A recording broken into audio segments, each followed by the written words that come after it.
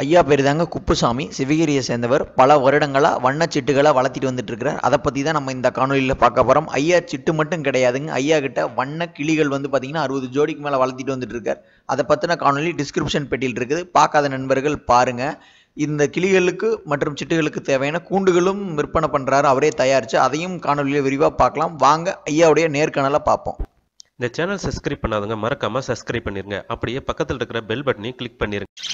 ஐயா வணக்கங்க. வணக்கம்ங்க ஐயா உங்கள் பேருங்க? பேர் குப்புசாமிவாங்க, பெரிய வீபினாத்தான் தெரியுமுங்க. இந்த சிட்டு வந்து இது ஒரு ரகமுங்க. இது வந்து பல கலர் வரும். ஆனால் லவ் பேர்ஸ் வேறு கலரு, இது வேறு கலராக தான் வரும். ஆனால் இது கூடி கட்டி தான் குஞ்சு பறிக்கி. இது வந்து நம்ம அதிகமாக தொந்தரவு கொடுக்கூடாதுங்க. மிரட்டணும்னாக்கா கொஞ்சம் எல்லாம் தூக்கி எறிஞ்சிரு. இது நல்லா லாபம் இருக்குது, நல்லா குஞ்சு வரைக்கும். இது உங்களுக்கு மொத்தம் எத்தனை ஜோடிங்க? இதில் 25 ஜோடி இருக்குங்க.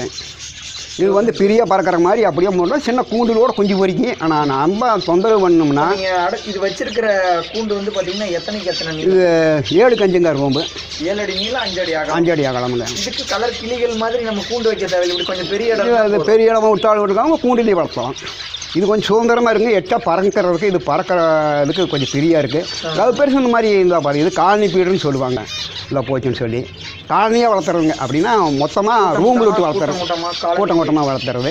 இது தனி கூட்டிலையும் வளர்த்துறாங்க. ஒருத்தர் ரேக்கு போட்டு சின்ன சின்ன வந்து 1.5 ஒன்று இருந்தாலே போதும் அப்படிங்கிறாங்க. ஆனால் அந்த இதுக்கு வரலைங்க. நான் அப்படியே மொத்தமாக விட்டு வளர்த்துறேங்க. 7 அடி நீளம், 5 அடி அகலம். 5 அடி வளர்த்து ரூம் வந்து 25 ஜோடி விட்டுக்கிறேங்க. இதுக்கு தீனிங்க? தீனி ஏதாவது தெனை தானுங்க.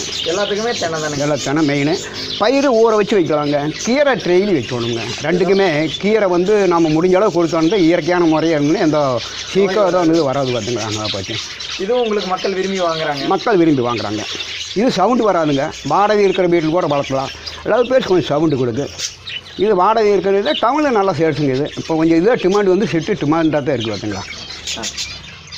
இதை வந்து ஓரளவுக்கு லாபம் நல்லா இருக்குங்க. நாம் பார்க்குற பொறுத்து தான் லாபம் இருக்குது.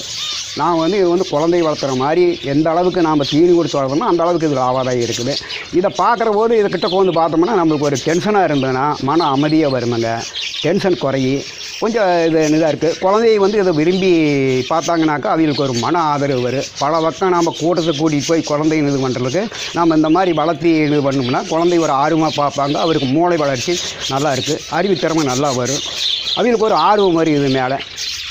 நிறைய வந்து பார்க்குறது உண்டுங்க. நாங்கள் யாரையுமே பார்க்க வேணாம்னு சொல்கிறது இல்லை.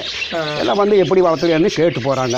எனக்கு ஓரளவுக்கு லாபம் வாங்கிக்கலாங்க. எப்போ வந்தாலும் வாங்கிக்கலாமுங்க. எனக்கு ஓரளவுக்கு லாபம் இருக்குது. நான் வந்து நேரடியாக பார்த்தா விற்றுக்கிட்டேங்க. இது வரைக்கும் யாருக்கும் நான் பார்சலும் ஒன்றும் பண்ணலை. யாரும் அந்த மாதிரி கேட்கும் இல்லை. நேரடியாக வந்து அது விருப்பத்துக்கு கலர் செலக்ட் பண்ணி வாங்கிக்கிறாங்க.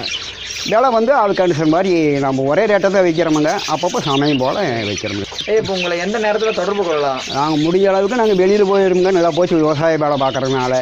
நீங்கள் சாயந்தரமோ அல்லது ஒரு 6 மணிக்கு மேலே வந்ததுனாக்க 10 மணி வரைக்கும் எந்த நேரம் கூப்பிட்டாலும் நாங்கள் ஏதாவது என்னால் முடிஞ்ச அளவுக்கு பாருங்க. நான் வந்து ஒரு லாபமான தொழில் தான். இது யார் வேணாலும் பண்ணலாம். ஒரு வந்து நிரந்தரமாக தொழில் பண்ணுறது. இது ஒரு சைடு தொழிலாக பண்ணணும்னா ஒரு குடும்ப வருமானத்துக்கு வரும். இதாக போச்சு. எனக்கு தற்சமயத்துக்கு இதுதான் எனக்கு வருமானமே இதாக போச்சு. பரவாயில்லைங்க. இது ஆரம்பிச்சது யார் வேணாலும் வளர்த்தலாம். ஆனால் இதில் கொஞ்சம் ஆர்வம் இருக்கணும். என்னமோ நாயானதோன்னு வளர்த்தி விட்டோம்னாக்கா வராது. அந்த அளவுக்கு ஆர்வம் இருக்கிறது கண்டிப்பாக செய்கிறோம். சரிங்க, நன்றிங்க. நன்றி. நீங்களே சொந்தமாக தயாரிக்கிறீங்களாங்க? ஆமாங்க. நாங்கள் வெளியில் வந்து போய் கூண்டு வாங்கிட்டு போகணும்னு சொன்னோம்னாக்கா போய் கேட்டு கூண்டு கிடைக்கல, ரேட்டு வச்சு சொல்கிறாங்கன்ட்டு போயிடுறாங்க. நான் அப்பப்போ இருக்கிற போது நானே நேரடியாக கூண்டு தயாரிக்கிறேனுங்க. ஐயா கிட்ட பார்சல் வசதியெல்லாம் கிடையாதுங்க. நேரடியாக வந்து தான் வாங்கணும். மூலவிநாயகன் புதூர், சிவகிரி, ஈரோடு. வேணுங்கிற நண்பர்கள் நேரில் வந்து வாங்கிக்கோங்க. தொடர்பு கொள்கிறவங்க சாயங்காலம் 6 மணிக்கு மேலே தொடர்பு கொள்ளுங்க. என்னுடைய டிஎன்ஜி விவசாய குழு, அதாவது முகநூல் குழுவோட லிங்க் வந்து பார்த்தீங்கன்னா கீழே டிஸ்கிரிப்ஷன் பெட்டியில் இருக்குது. எங்களோட முகநூல் பக்கமான டிஎன்ஜி கிரியேஷனுக்கு ஒரு விருப்பம் தெரிவித்து வைங்க. அதனுடைய லிங்கும் டிஸ்கிரிப்ஷன் பெட்டியில் இருக்குது. இந்த காணொலி உங்களுக்கு பிடிச்சிருந்தா ஒரு லைக், ஒரு விருப்பம் தெரிவிங்க. உங்கள் கருத்தை கமெண்ட்டாக பதிவு பண்ணுங்கள். உங்கள் நண்பர்களுக்கு எடுத்துகிட்டு போகிறக்கு ஷேர் பண்ணுங்கள். மறக்காமல் எங்கள் சேனலை சப்ஸ்கிரைப் பண்ணுங்கள். நன்றி, வணக்கம்.